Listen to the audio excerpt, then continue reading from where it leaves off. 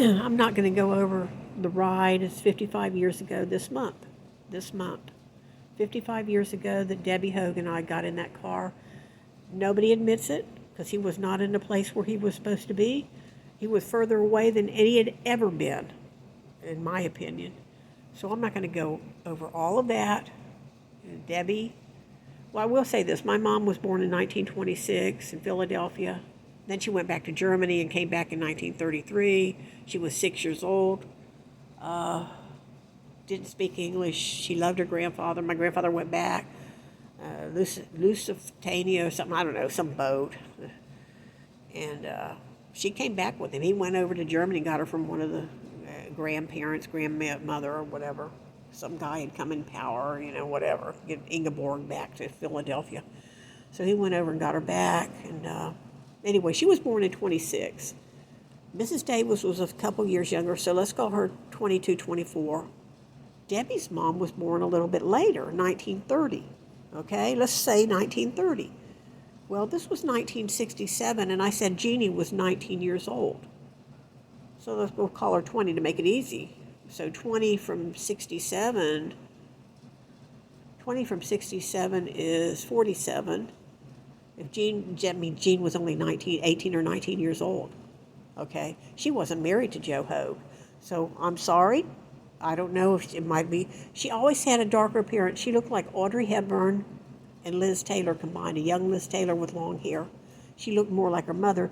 Debbie and Vicky were lighter complected, brownish blonde hair, like Barbara Eden and maybe Joan London, or whatever. Julia London or Julia somebody anyway, but blondish, not blondish, but brown hair. They both had Mrs. Sexton's eyes. So Jean Sexton, the mother, Jean Hogue, bore a remarking resemblance to Elizabeth Taylor.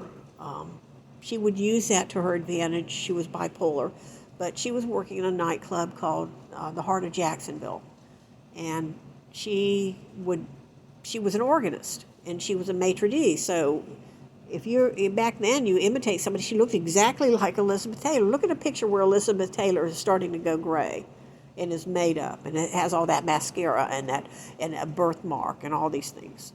So that was her, and she would do that. I've seen her playing the organ by the living room window, and she seemed like that guy in Schindler's List. It was crazy, But she was in a trance when she was playing it. But she was bipolar. And so then that would make the first daughter, Jean Marie Hogue. I don't know if that's her last name. So that's a problem, too, in trying to piece it together. Because when Debbie gave him her phone number, what happened from that? That's why there's this horrible witch-like adamacy that, oh my God, do not let this out. But I'm not going to go. What was I going on? I want to go on a different rant. I'm tired of that. So we'll go back to No Man of God. And there's this girl with strong arms. She may be Irish. My dad was a bruiser. He was Irish. And then there's some German heritage too. So I was always lifting books. I had to carry books from school. We didn't have book bags per se. If I needed this book and this book and this book, I'd take it out of my locker, English lit, math book, whatever, and I would carry these heavy, hard books home, and then you would have either a leather purse hanging on your shoulder, or they used to have like knitted purses, but they had cloth inside, so you get quite a bit of material in there too. So a lot of times they had like a rag purse or a leather purse, and it was a good mile and a quarter home. So I always thought my hips are uneven because I'm always carrying these books on my side. That was to and from middle school. And this was the era, 1967 to 1969, in that era. So my arms were strong. I have a picture of holding a cat, and Gene Eccles is standing beside me. I said, damn, my arms are big in there. And I think, yeah, because you rode bikes, you carried books, you had to clean out the rabbit hutch, you moved hassocks, you cleaned your own room, you made your own bed. We were very physical. I rode my little tiny bike around sometimes we'd had the 10-speed bikes, and sometimes we had the little, I don't know what you call them, like little beach cruiser looking bike, banana bikes, I guess. My dad had built this little red bike he brought from NAS. So anyway, so there's a woman in the movie, and she's about 22 or 23. And we're not going to go into what Reverend Dobson or the psychologist is. He had a PhD. He was coming from California. He had a radio show. And for some reason, Bundy, for his own benefit obviously, had contacted this PhD and psychologist to come to Stark, Florida. And there's a girl with a little cap on and her strong arms and her clipboard. And she's 22 to 24, just like me. And like I wasn't JSO, like I wasn't IRS. I'll get this, I'll get that. She made sure that approximately 7 people could enter a high security prison. And that all their bags, the lighting man, the cameraman, I don't know if it's a makeup person, the sound person, all of these things set up. She found out where there could be an anteroom where this interview could occur. She wanted to make sure the lighting was there. You can't wander around. I worked in the booking office. You can't wander around a prison or jail. You have to stay where you're told to stay and do what you're supposed to do because you can't just wander around. She made sure everybody had their ID card. She made sure the hours were blocked off. She made sure that everything was transported from California to Stark, Florida. She made sure that a reasonable motel was available for the staff and crew. And she got everybody in there, and they're beginning the interview. And she's standing there, and she looks sturdy, well put together. I'm in charge. I'm not a fancy girl. I'm just a regular girl. I'm a workhorse. I'm the girl Friday. I'm doing things. I've got this room. I've got all the equipment in. I've got everybody's bags labeled. I've got everybody ID cards. I helped them fill their paperwork out where I needed to. I've even typed up the agenda, the general questions that the Reverend of the site is going to be asking. I've typed up the outline of his questions for him. I've done all these things. Here I traveled from California. I'm really doing good with my whatever kind of 4-year degree that kind of production person has. And she's excited. She's competent. And Bundy starts talking. When I was a boy of 12 or 13, as most boys do, we would travel the highways and byways of our neighborhood looking and exploring. And I wanted something more than the typical Playboy and Cosmopolitan that you might find in the pharmacy or grocery store behind the counter. I wanted something more than, which Playboy should have been out of reach for a 12-year-old, but anyway, I wanted something more graphic, more hard, more whatever. So I would go into people's trash, in which case, since he was a newspaper kid, he probably went into people's homes. He knew when people were out of town. People didn't lock their doors, but you could go in the carport and push the sliding door and you're in, and you're in Daddy's up above the closet looking at his nasty stuff. Well, from about the 1920s till 1995, they had True Detective. And my brother, being born in 1951, somewhere he picked up 3 of those. I think he had 2 or 3 of them over the years. I didn't like it. At first I'd look at it and say, oh, it's Dick Tracy. Because it would usually have like 2 mob dudes, one of them with some kind of chain he's holding out, and some woman is on somebody's knee and she's screaming, and they've got something like a cloth wrapped around her neck, and the other guy's back there with a chain, and the other guy's got some kind of, and they're wearing fedoras, and the other guy looks like a monster, and he's got a, maybe a ski mask on or something, and she's wearing a red country dress, something like Dolly Parton, and she's got red flaming hair, and there's this white cloth. And so, it's it's going to be like Dick Tracy. That's what the cover was. The cover was cartoonish. The cover was Dick Tracy comic looking.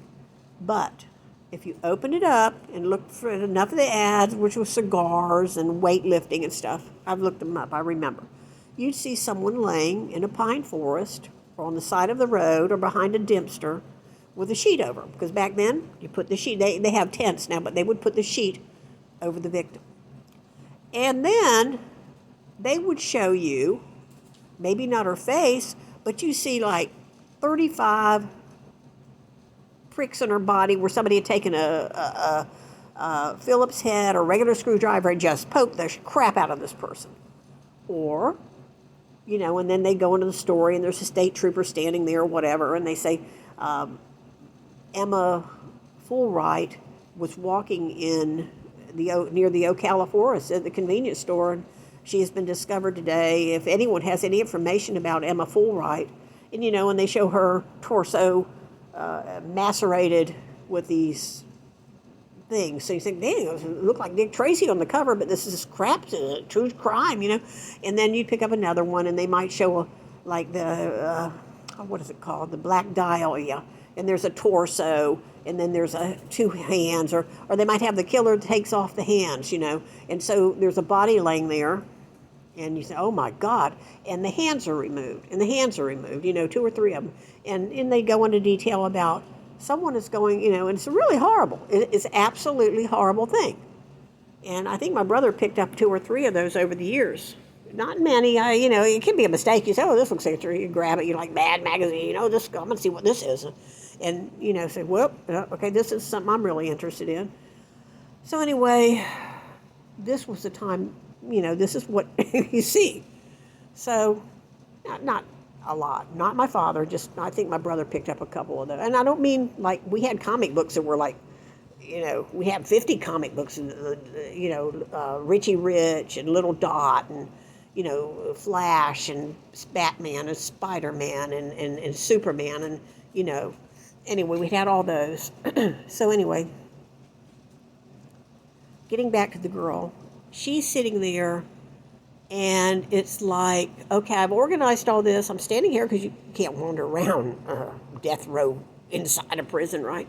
So she's standing over to the side by the windows, which are, Stark, Florida, and they're talking and talking. The more he talks, the more diminished she seems, right? It's like women have no value.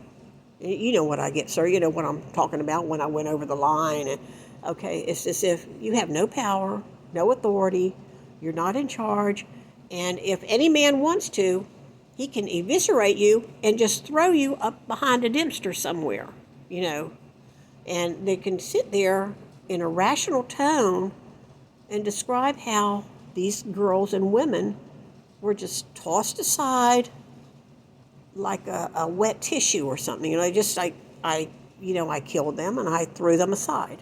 And I just wanted to say that. So it didn't matter how strong your arms are or how competent you've done. All these, you organized a production. You had to get security clearances. You had to get bags put through. You had to wear the restroom. You had to get the motel. You had to get the flight. You had to help people write in their information so they could get some kind of clearance, so they could do lighting, camera, and makeup, and they had to come in. You did the outline for the questionnaire so they would stay on topic. And now you realize in a very conversational voice that someone would just choke you and eviscerate your intestinal organs out into the sidewalk. Okay, just wanted to say thank you.